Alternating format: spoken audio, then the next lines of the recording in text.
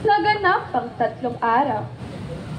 Sumilit sa katawan, kaluluwa niyang mahal, kalakip din kasama buong pagkadyos niya na walang makakapara.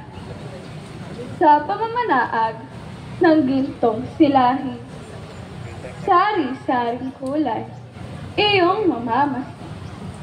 Ngunit kakaibang nagbuhat sa yungib, katawang busila ng puon kong ibig.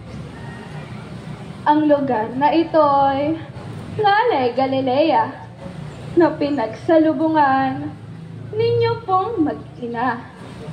At dito napisan sa mundong ligaya nang dahil sa muli ninyong pagkikita.